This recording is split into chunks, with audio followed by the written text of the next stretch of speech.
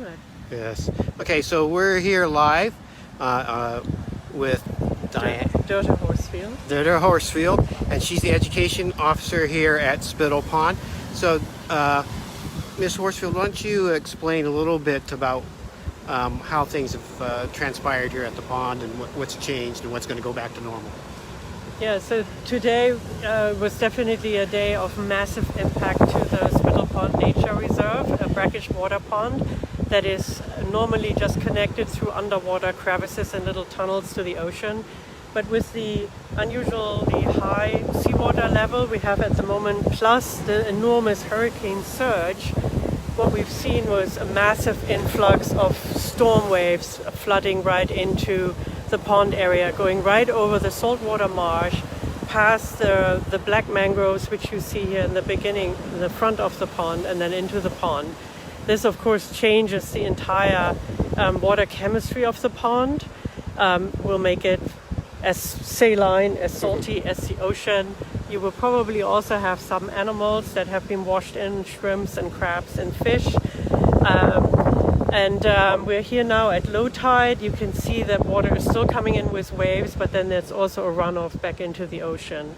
Yeah, a wave just recently almost came right up to us here. Right over us. But what we see here also are boulders that have been moved during past hurricanes, and it shows you the tremendous force hurricane waves can have.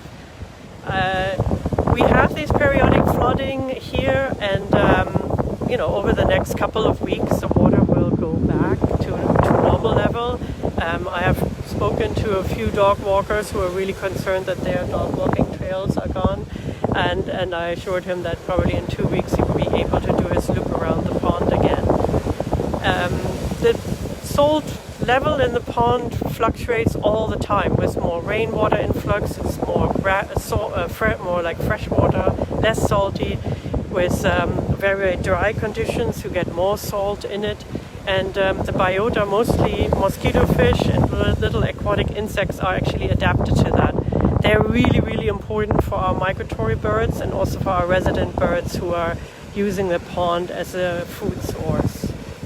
So how long do you think things will take for it to go back to normal? You said 2 weeks to be able to walk the trail. Well, what is normal? I mean, this is definitely a whole system, an ecosystem in flux all the time,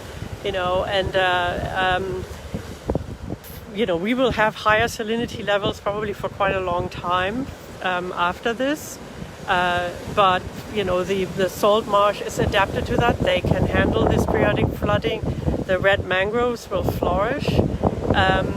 There are some predictions that if we ever get a massive, massive storm, this whole pond, this oceanographic pond right so close to the ocean, might turn into a lagoon, actually. And we will have then probably red mangroves growing here. So, we will see changes. Yep.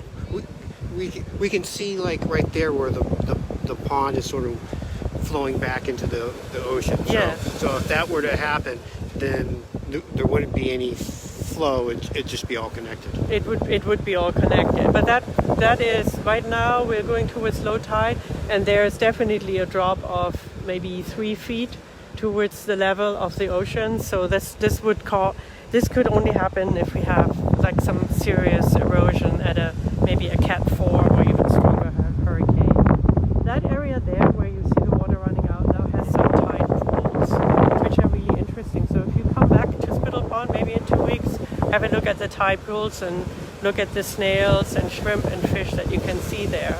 We also have a whole trail, an educational trail here through the nature reserve with signage, so you can actually learn by yourself as you go along. All right, thank you for taking time to explain to our viewers here at Burn News about Spittal Pond, and there's nothing really to worry about at this point. Well, I am worried. This is one of my very special spots, and I hope it will be a pond for much, much longer.